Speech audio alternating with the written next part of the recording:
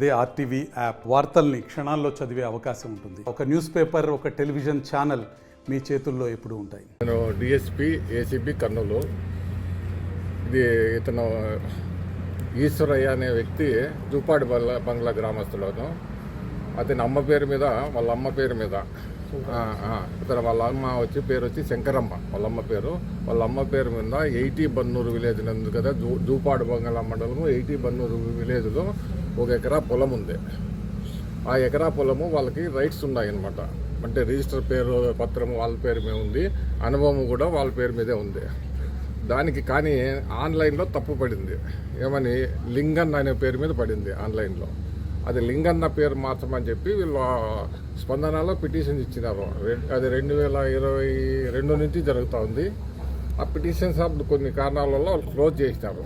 మళ్ళా ఫిబ్రవరి నెలలో, ఈ సంవత్సరంలో ఫిబ్రవరి నెలలో మళ్ళీ రీఓపెన్ చేసుకున్నాడు. ఆయన ఆన్లైన్ ద్వారా రీఓపెన్ చేసుకొని ఏం చెప్పినాడు, మా భూమిని సర్వే చేసి, తర్వాత పరిశీలించి ఎగ్జామ్ చేసి, దాన్ని దర్యాప్తు చేసి, ఆన్లైన్లో ఉన్న పేరుని లింగన్న పేరు తీసేసి వాళ్ళ అమ్మ పేరు శంకరమ్మ పేరు మీద ఉంది కదా, ఆ శంకరమ్మ పేరు బదులు ఈయన పేరు, ఆయన చనిపోయింది శంకరమ్మ, ఈయన పేరు ఎక్కించమని చెప్పి అప్లికేషన్ పెట్టుకున్నాడు అనమాట. అప్లికేషన్ పెట్టుకుంటే దాన్ని రీఓపెన్ అయింది. రీఓపెన్ అయిన తర్వాత జూపాడు బంగ్లా తహసీల్దార్ విచారించినాడు. జూపాడు బంగ్లా తహసీల్దార్ విచారించి ఆ లింగన్న పేరు పైన ఎటువంటి రైట్స్ లేవు, అతను విచారణకు కూడా హాజరు కాలేదు, ఇతనికి ఆర్ఓ కేసు చేసి దీన్ని మార్చొచ్చు అని ఇచ్చినారు. అది ఈ దీంట్లో ఉన్న పని, ఆ ఫిర్యాదానికి ఉన్న పని.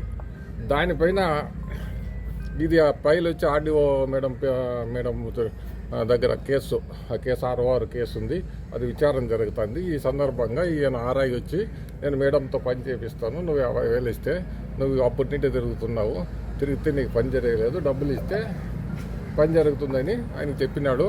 23వ తారీఖు 10,000 రూపాయలు అడ్వాన్స్ కూడా తీసుకున్నాడు లంచంగా. ఇప్పుడు మళ్ళా ఈరోజు 40,000 రూపాయలు ఇస్తూ మాకు రెడ్ హ్యాండెడ్గా దొరికినాడు. దానిపైన మాకు అతను 29వ తారీఖునే కంప్లైంట్ ఇచ్చినాడు.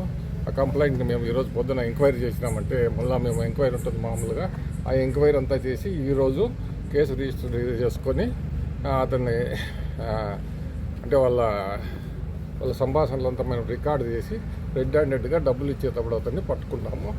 మిగతా ప్రొసీజర్ అంతా మీకు తెలిసిందే. అతను పట్టుకున్న తర్వాత ఆ కెమికల్ టెస్ట్ చేసినాము. కెమికల్ టెస్ట్ చేసిన తర్వాత కలర్ వచ్చింది. కలర్ వచ్చిన తర్వాత ఇంకంతా మేము దర్యాప్తు అంతా చేస్తున్నాము. అది ఈ కేసులో ఎవరెవరు ప్రమేయం ఉంది సార్? ఇప్పటి వరకు ఎవరి ప్రమేయం లేదు. అతని ప్రమేయం ఉన్నట్లు ఇప్పటి వరకు ఎవిడెన్స్ ఉంది. మనం ఏది ఇండిపెండెంట్ ఎవిడెన్స్ తీసుకుంటాము. సోషల్ మీడియా ఆర్డీఓ మేడంతో ముద్దాయి చెప్పచ్చు, కానీ మనకి ఇండిపెండెన్స్ ఎవిడెన్స్ కావాలి కదా. మేము రికార్డు చేపిస్తాము. మా దగ్గరికి వచ్చిన తర్వాత పోయి అట్లా ఎవిడెన్స్ ఏమన్నా ఉందా లేదా అని రికార్డు చేపిస్తాము. అట్లా ఆమె ఏం చెప్పలేదు, డబ్బులు తీసుకురామని చెప్పి ఎప్పుడు చెప్పలేదు. ఏ రికార్డు మనకు తెలీదు, మా దగ్గర లేదు. ఆమె అడిగినట్లు మా దగ్గర సాక్ష్యం లేదు. అడిగిందో లేదో మాకు తెలియదు. ఎవరు మేడం చెప్తాను, నా దగ్గర పెండింగ్ ఉంది, ఫైల్ అంతా ఇచ్చింది, అదంతా పరిశీలించిన తర్వాత ఇవన్నీ చెప్తున్నాం. జాబ్ ఏమంటే ఈమె దగ్గర ఇప్పుడు ఓపెన్ అయింది. అంతకుముందు కారణాలు ఏమో అంత చూడలే నేను, ఇంకా చూస్తున్నాము. మీరు ఇంకా అవునులే, ఈ రకంగా డిమాండ్ తోటి జరుగుతున్నది కూడా ఆరోపణలు ఉండొచ్చు, కానీ మాకు ఏదైనా కూడా ఎవిడెన్స్ కావాలి. ఆరోపణలు ఉండొచ్చు. మేము కోర్టులో ఏదైనా ఎవరి మీద యాక్షన్ తీసుకోవాలంటే సాక్ష్యాధారాల ఆధారంగానే తీసుకుంటాము.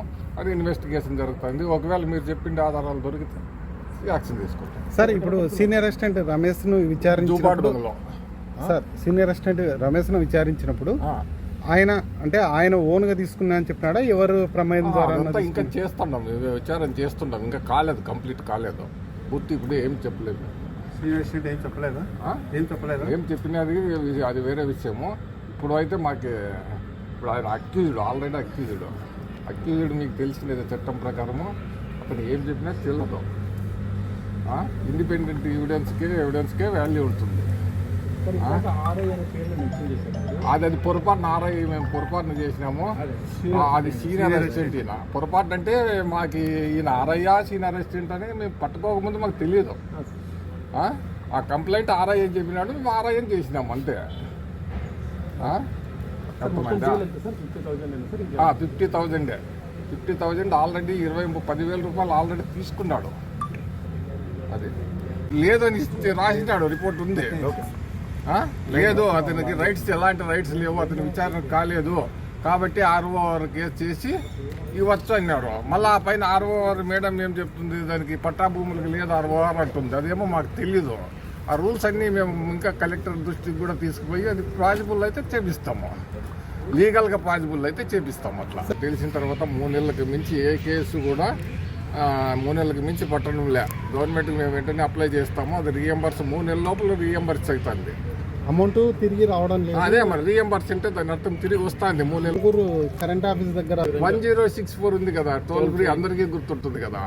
ఇంతకుముందు ఏదో 142425 ఏదో ఉండేది. విచారణ జరగలేదంటే అది చట్టం ఉంటుంది, చట్టంలో ఒక ప్రొసీజర్ ఉంటుంది, దాని చట్టంలో ఉంటుంది. ఇప్పుడు మనం దొరికిందా కానీ చట్టంలో ఒక ఇట్లా జరగాల ప్రొసీజర్ ఇట్లా ఉంటుంది.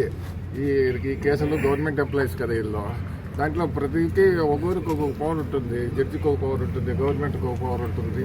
అవన్నీ కూడా ఫార్మాలిటీస్ అన్నీ కూడా యాజ్ పర్ లా మేము అబ్జర్వ్ చేసేదానికి టైం పడుతుంది. మేమా ఎందుకంటే ఆయన దగ్గర ఫైల్ ఉంటుంది, అఫీషియల్ ఫైల్ ఉంటుంది. దాంట్లో మళ్ళీ మార్పు చేర్పులు చేశారనే ఉద్దేశంతో. మరిన్ని వీడియోస్ కోసం ఛానల్ ని సబ్స్క్రైబ్ చేయండి, లేటెస్ట్ అప్డేట్స్ కోసం వాట్సాప్ ఛానల్ ని ఫాలో చేయండి అండ్ లింక్ డిస్క్రిప్షన్ లో ఉంది.